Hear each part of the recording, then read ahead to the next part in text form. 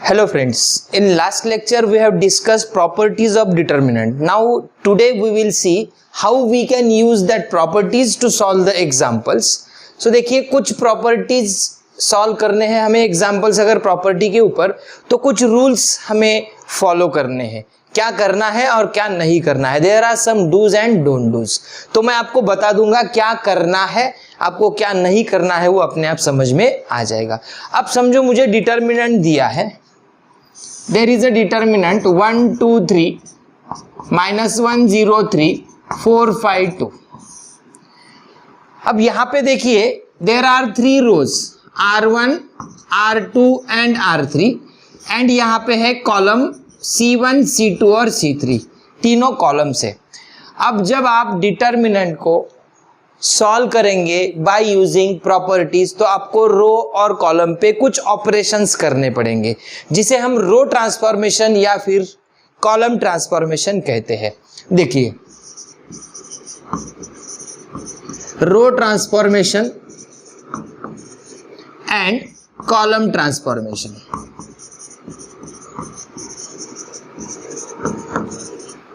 ऐसा क्यों कहते हैं? बिकॉज ये ट्रांसफॉर्म होते हैं, ये चेंज होते हैं, एक दूसरे की जगह लेते हैं. इसमें के नंबर्स चेंज होते हैं, कुछ रोज की एडिशन होती है, कुछ कॉलम की सब्ट्रैक्शन हम कर सकते हैं. सो ट्रांसफॉर्मेशन होगा, सो रो ट्रांसफॉर्मेशन और कॉलम ट्रांसफॉर्मेशन उसे कहा जाता है. डिटर्मिनेंट में हम एक ही प्रॉब्लम में रो ट्रांसफॉर्मेशन और कॉलम ट्रांसफॉर्मेशन यूज कर सकते हैं. हम एक ही डिटर्मिनेंट में एक ही प्रॉब्लम में हम डिटर्मिनेंट के प्रॉपर्टीज अगर यूज कर रहे हैं और हमें कहीं ऐसा लग रहा है कि हमें रो चेंज करने हैं, हमने रो इंटरचेंज कर लिए लेकिन हमें ऐसा लगा कि बाद में नहीं, हमें अब कॉलम भी इंटरचेंज करने हैं, हम कर सकते हैं. मतलब रो ट्रांसफॉर्मेशन और कॉलम ट्रांसफॉर्मेशन एक ही प्रॉब्लम में आप कर सकते हो. एग्जाम्पल ले लेते हैं. चलो अब देखिए मैंने ऐसा लिखा, मुझे R1 इंटरचेंज R2 करना है. ये तो जब प्रॉपर्टीज हमने लिए थे तब समझ में आ गया था. जब दो रो इंटरचेंज होंगे तब क्या होगा, डिटर्मिनेंट की वैल्यू साइन में चेंज हो जाएगी. सो ये R1 इंटरचेंज R2 पॉसिबल है. मतलब आप interchanging of row and columns कर सकते हो.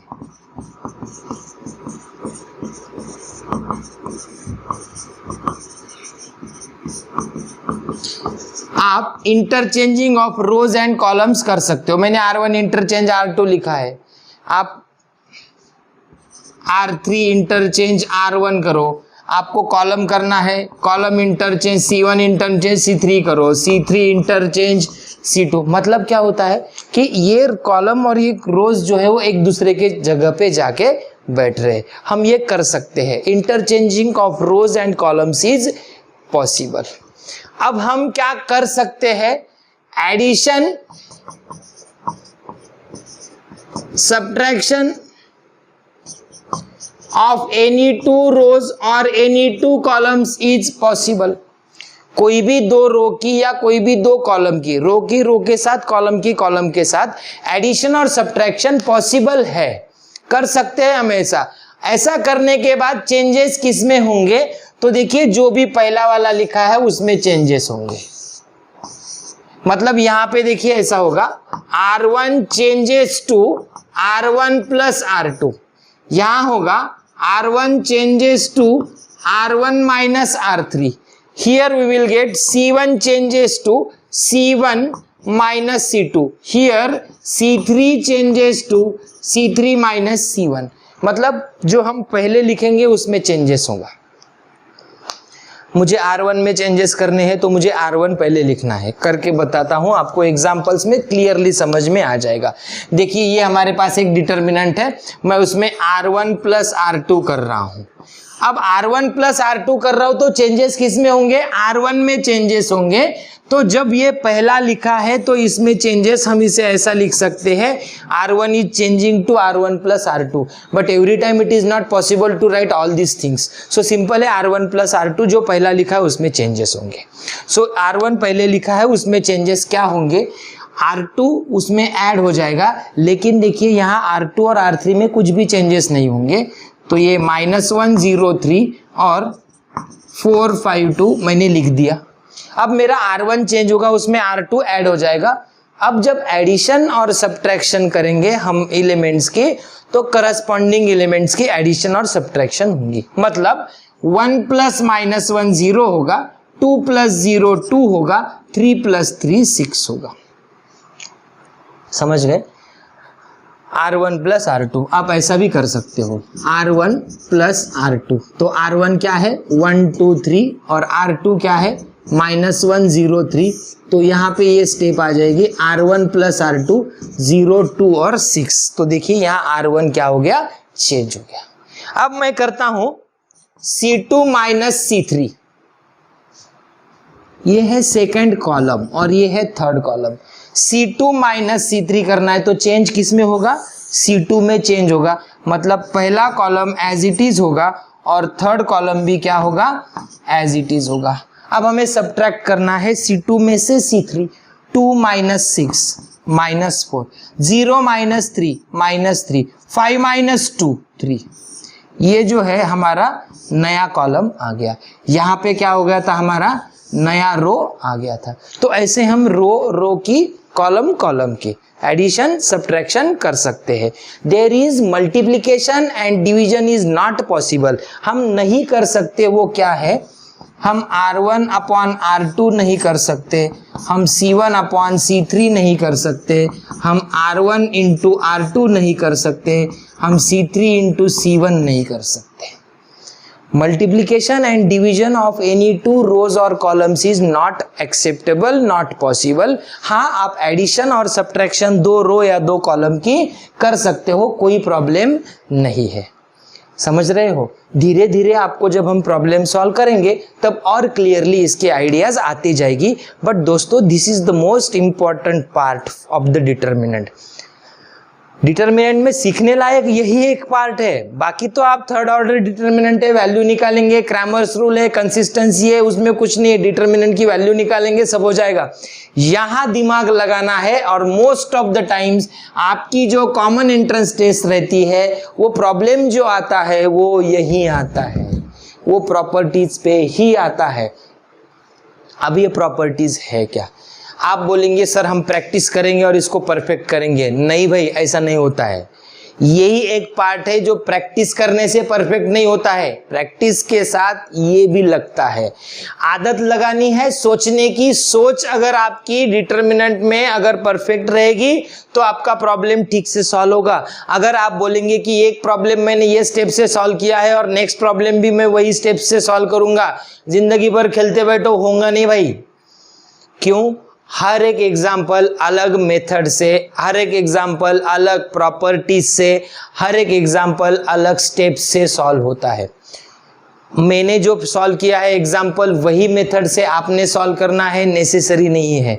मुझे रो ट्रांसफॉर्मेशन इजी जाता है तो मैं वो यूज करूंगा, आपको कॉलम ट्रांसफॉर्मेशन इजी जाता होगा तो आप कॉलम ट्रांसफॉर्मेशन से भी कर सकते हो। समटाइम्स मेरा प्रॉब्लम 4 स्टेप में होगा, आपका 2 स्टेप में भी हो सकता है। मेरा प्रॉब्लम 8 स्टेप में होगा, आपको 12 स्टेप्स भी लग सकती है।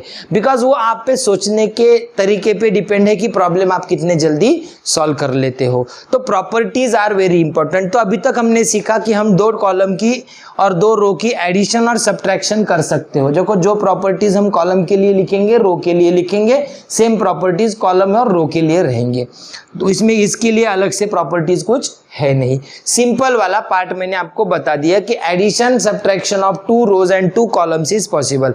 बस कॉलम की कॉलम के साथ करो, रो की एडिशन या सब्ट्रैक्शन होगी रो के साथ करना है। कॉलम की रो के साथ एडिशन सब्ट्रैक्शन नहीं होगी। कुछ पार्ट इसमें जो मैंने लिखा है वो क्लियर आपका हो चुका है। अभी बहुत सारा पार्ट बाकी है, उसके बाद में हम एग्जाम्पल सॉल्व करेंगे। अब नेक्स्ट देखिए, मेरे पास एक डिटर्मिनेंट है 2 3 -1 1 4 2 1 3 4। अब ये डिटर्मिनेंट दिया है, इस डिटर्मिनेंट में मुझे ऐसा करना है R1 + 2R3।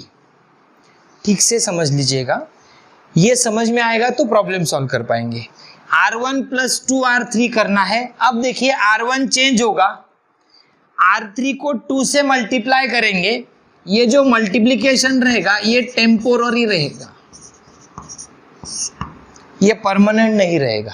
ये अपने कैलकुलेशन करने तक ही रहेगा, ये परमानेंटली नहीं चेंज होगा। तो यहाँ पे देखिए R1 चेंज होने वाला है, बाकी कोई चेंज नहीं होगा फाइनल डिटर्मिनेंट में। तो R2 एज इट इज रहेगा 1 4 माइनस 2, R3 भी एज इट इज रहेगा in spite of we are multiplying by 2 to it। ये फाइनल डिटर्मिनेंट में चेंजेस नहीं होंगे, फाइनल डिटर्मिनेंट में बस कौन चेंज होगा, R1 चेंज होगा। ये जो R3 को 2 से मल्टीप्लाई कर रहे हैं ये टेम्पररी चेंजेस है, for calculation time being changes है। तो हम R3 को 2 से मल्टीप्लाई करेंगे तो ये क्या होगा, 468 होगा। क्या होगा, 468 होगा। 2 से मैंने इसे 268 होगा, 2 से मैंने मल्टीप्लाई कर दिया है। 2 1 जा 2 3 जा 2 4 जा। अब ये R1 में ऐड करना है नया वाला पार्ट। 2 + 2 होगा 4, 3 + 6 होगा 9, -1 + 8 होगा 7। तो ये है हमारा नया वाला रो। एक और एग्जांपल लेते, कोई बात नहीं। यही डिटर्मिनेंट में मुझे C1 + 3C3 करना है। चेंजेस किस में होंगे, चेंजेस होंगे C1 में। तो मुझे सेकेंड और third column as it is लिखना है, ये पकड़ रहे 3 4 3। Second column as it is होगा, थर्ड कॉलम भी एज इट इज होगा in spite of I am writing 3C3 here. ये टेम्पररी चेंजेस होते हैं, परमानेंट चेंज क्या होगा, C1 में होगा। तो अब मुझे कैलकुलेशन करने हैं, तो 3 से मल्टीप्लाई करूंगा मैं इसे, तो -3 -3 6 और 12 आएगा। 4 3 जा 12, 6 2 जा 2 3 जा 6 एंड -3। अब मुझे ये C1 में ऐड करना है, तो ये दोनों की एडिशन होगी करस्पॉन्डिंग एलिमेंट्स की। 2 + -3 होगा -1, 1 + 6 होगा 7 एंड 1 + 12 होगा 13। समझ रहे हो ना, C1 + 3C3, C3 को 3 से मल्टीप्लाई कर दिया है और वो C1 में ऐड कर दिया है। तो ये जो चेंजेस है ये परमानेंट नहीं है, एडिशन ही कर सकते हैं, ऐसा कुछ नहीं। हम सब्ट्रैक्शन भी कर सकते हैं। देखिए R3 - 2R1, इसको ही पकड़ते, इसको कंटिन्यू कर देते हैं, डिटर्मिनेंट तो चाहिए हमें। तो ये भी तो है, इसका ये R3 है, तो अब ये चेंज होगा, मतलब हमें -1 3 -1 और 7 4 2, इसमें कोई चेंज नहीं मिलेगा। R3 में चेंज क्या होगा, उसमें से 2R1 माइनस करना है, R1 को 2 से मल्टीप्लाई करना है, -2 6 और -2। लेकिन चेंजेस R1 में हो रहे हैं क्या, नहीं, ये टेम्पररी है 2R1। To change the R3 वो कैलकुलेशन हो रहा है। तो यहाँ R3 क्या होगा, 13 - -2 15, 3 - 6 -3, 4 -2 + 2 6। ये होंगे चेंजेस। तो आप ऐसा कर सकते हो, आप ऐसा कर सकते हो, ठीक है। अब हमने कुछ प्रॉपर्टीज देखे हैं, वो प्रॉपर्टीज हमें कैसे यूज करने हैं पता है। हम डिटर्मिनेंट के किसी भी एक रो या किसी भी एक कॉलम के हर एक एलिमेंट को मल्टीप्लाई कर सकते हैं by any non zero constant. उसकी वजह से उसकी वैल्यू उतने टाइम्स चेंज भी हो जाएगी। अब मैंने यहाँ लिखा है 3R3, यहाँ लिखा है मैंने, इसके लिए लिखा है 3R3। तो देखिए अगर मैं 3 से मल्टीप्लाई कर रहा हूँ इसे, तो मुझे 3 से क्या करना पड़ेगा, डिवाइड भी करना पड़ेगा, बिकॉज उसकी वैल्यू क्या होगी, उसकी वजह से चेंज होगी। बराबर है। तो ये जो ऐसे प्रॉपर्टीज है छोटे छोटे, ये हम जब प्रॉब्लम सॉल्व करेंगे तब यूज करेंगे, तो आपको पता चल जाएगा। बेसिक प्रॉपर्टीज मैंने आपको बता दी है कि हम क्या कर सकते हैं। हम किसी भी एक रो से या कॉलम से कोई भी नंबर कॉमन ले सकते हैं। देखिए 4 6 8 2 3 4 5 6 7, मैंने यहां लिखा है टेक 2 कॉमन फ्रॉम R1। तो बस नजर R1 पे ही रहेगी, R1 को ही चेंज करना है, R2 R3 चेंज नहीं होंगे। तो ये हो जाएगा 2 बाहर आ गए, ये यहाँ पे होगा 2, यहाँ पे होगा 3, यहाँ होगा 4, 2 3 4 5 6 एंड 7।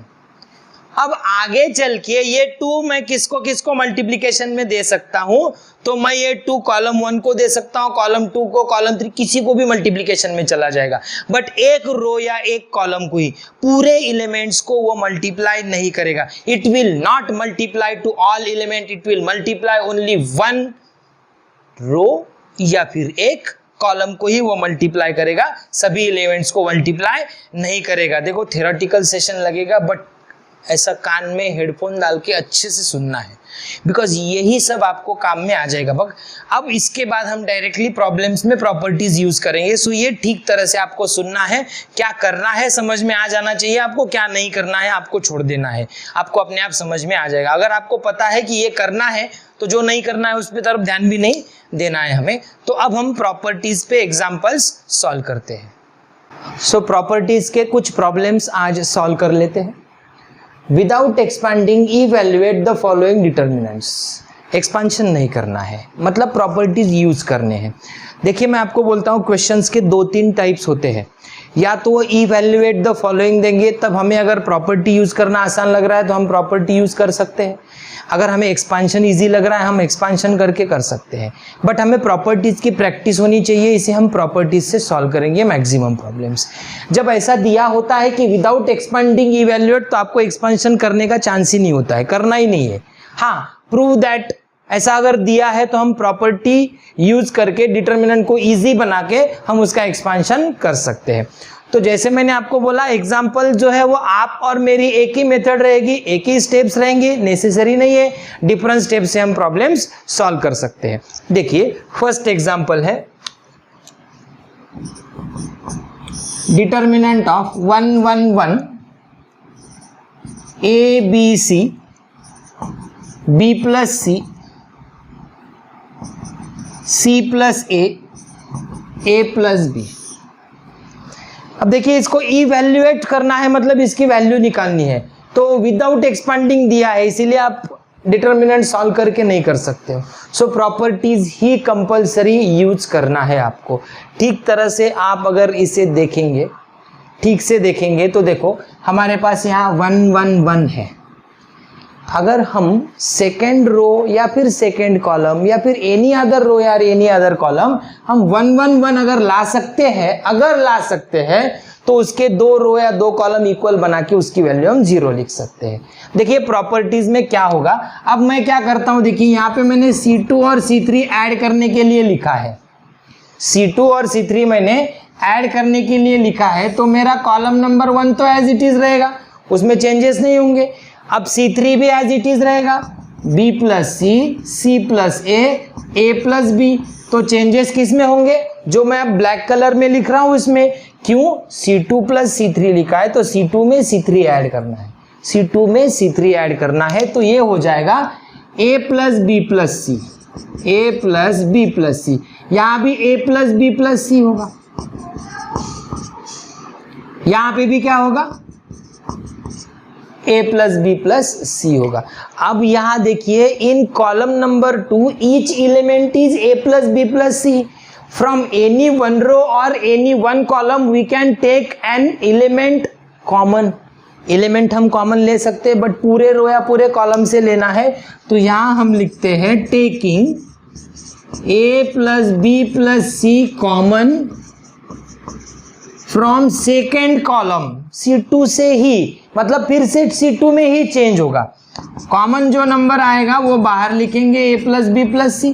फर्स्ट कॉलम रहेगा 1 1 1, यहां से कॉमन लेना है मतलब डिवाइड करना है, तो यहां पे होगा 1 1 1 एंड लास्ट कॉलम रहेगा B plus C plus A plus B is equal to A plus B plus C into 0। क्यों, C1 is equal to C2, so value of determinant is 0। Any 2 rows or columns of a determinant are identical, then value of the determinant is 0। तो इसके 2 columns equal है तो determinant की value क्या हो गई, 0 हो गई। समझ गए। आप C3 प्लस C2 करके भी ऐसा कर सकते हैं। सो ये अलग अलग स्टेप्स होती है, आपके कन्वीनियंट से, मेरे कन्वीनियंट से मुझे आपको समझाना जैसे इजी जाता है और मुझे लगता है कि आपको ये स्टेप्स जल्दी समझ में आ जाएंगे, वो स्टेप से मैं प्रॉब्लम आपको सॉल्व करने की कोशिश करूंगा कि आपको वो ठीक से समझ में आ जाए। तो ये प्रॉब्लम ये मेथड से मैंने सॉल्व किया है। आप यहाँ पे देखिए C3 प्लस C2 कर सकते हैं। C3 में A plus B plus C element आ जाएंगे, वहां से आप कॉमन ले सकते हो, ऐसा भी उसका सॉल्यूशन आ सकता है।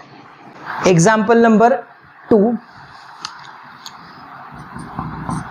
फर्स्ट रो है 2 3 4, सेकेंड रो है 5 6 8 एंड थर्ड रो है 6x 9x एंड 12x। देखिए आपके नंबर्स के साथ रिलेशंस कैसे है उस पर डिपेंड करता है आपकी डिटर्मिनेंट प्रॉब्लम सॉल्व करने की स्पीड। नंबर्स, अगर आपको नंबर्स के साथ खेलना, कॉमन लेना, डिवाइड करना, अरिथमेटिक अगर आपका पक्का है तो इस टाइप के प्रॉब्लम्स भी आपको इजी जाएंगे। देखिए यहाँ पे 2 3 जा 6, 3 3 जा 9, 4 3 जा 12, मतलब हर एक को 3 से मल्टीप्लाई करेंगे तो ये 6 9 12 आ रहा है, तो भाई यहाँ से हम 3 कॉमन ही ले लेते हैं। x भी हमें नहीं लगेगा तो अब 1 स्टेप आंसर है, देखो taking 3x common from third row R3 में से 3x कॉमन ले रहे हैं, बाहर लिख दिया मैंने 3x, 2 3 4 5 6 8, 3 2 जा 3 3 जा 3 4 जा, तो क्या हो गया यहाँ पे 3x इंटू 0 लिखेंगे इज इक्वल टू 0 आएगा, सिंस R1 और R3 ये जो दो रोज है ये इक्वल हो गए तो डिटर्मिनेंट की वैल्यू क्या आ जाएगी, 0 आ जाएगी। तो कुछ प्रॉब्लम्स के ऐसे 1 स्टेप आंसर्स भी आ सकते हैं। Example number 3, it is given that first row है 2 7 65, सेकेंड रो है 3 8 75, थर्ड रो है 5 9 86। देखिए रिलेशंस आपके कितने अच्छे हैं नंबर्स के साथ, उस हिसाब से आपको प्रॉब्लम जल्दी सॉल्व होगा। मैंने आपको बताया है, आपको मल्टीप्लिकेशन करके देखना है क्या कर सकते हैं। देखिए यहाँ पे 7 है 8 है 9 है 2 है 3 है 5 है, बड़े नंबर्स का तो छोड़ ही दीजिए, उसे फिलहाल ध्यान ही मत दीजिए, ठीक है। अगर देखिए मैं 9 से मल्टीप्लाई करूंगा कॉलम नंबर 2 को तो यहाँ 63 आएगा, यहाँ 72 आएगा और यहाँ 81 आएगा। और मैं ये 9 से मल्टीप्लाई जो कर रहा हूँ वो मैंने अगर यहाँ पे 2 5 और 2 3 और 5 में मैंने अगर उसे ऐड कर दिया तो मुझे 65 75 और 86 मिल रहा है। तो मुझे लास्ट कॉलम और फर्स्ट कॉलम इक्वल मिलेगा, तो डिटर्मिनेंट की वैल्यू 0 हो जाएगी। तो क्या करना है, चेंजेस C1 में करना है, 9 मल्टीप्लाई करेंगे C2 को। अब ये जो चेंज होगा ये परमानेंट होगा क्या, नहीं, ये टेम्पररी चेंज होगा, अपने कैलकुलेशंस के लिए होगा। तो देखिए C1 में ऐड करना है, तो हमारा C1 है 2 3 5, जो नया कॉलम बनेगा 9C2 वाला, 9 7 जा 63, 9 8 जा 72, 9 9 जा 81, तो ये हो जाएगा 65 75 और 86। तो यहाँ चेंजेस होंगे हमारे फर्स्ट कॉलम में। कॉलम नंबर 2 जो है वो एज इट इज रहेगा, 3 तो बेचारा कुछ सवाल ही नहीं आता है, खत्म हो जाएगा यहाँ। तो अब हम लिखते हैं हमारा नया आया वाला C1। तो नया जो C1 आया है वो क्या आया है, 65 75 and 86। So as column number 1 is equal to column number 3, value of determinant is 0। इस डिटर्मिनेंट की वैल्यू क्या आ गई, 0 आ गई है। सो ऐसे ही प्रॉब्लम्स हमें बड़े बड़े भी प्रॉब्लम्स प्रॉपर्टीज़ की वजह से सिंपल हो जाते हैं, इसीलिए डिटर्मिनेंट में प्रॉपर्टीज़ दी है। और ये जो ट्रांसफॉर्मेशन हम कर रहे हैं रो कॉलम का एडिशन नंबर मल्टीप्लाई करके, ये हमें सब इनवर्स ऑफ मैट्रिसेस में 12th स्टैंडर्ड में काम में आने वाला है। सो इसीलिए यहाँ पे भी वो हम परफेक्ट कर लेते हैं। तो नेक्स्ट सेशन में हम नेक्स्ट क्वेश्चन के साथ और बड़े बड़े प्रॉब्लम्स हम प्रॉपर्टीज के यूज करके क्या करेंगे, सॉल्व करेंगे।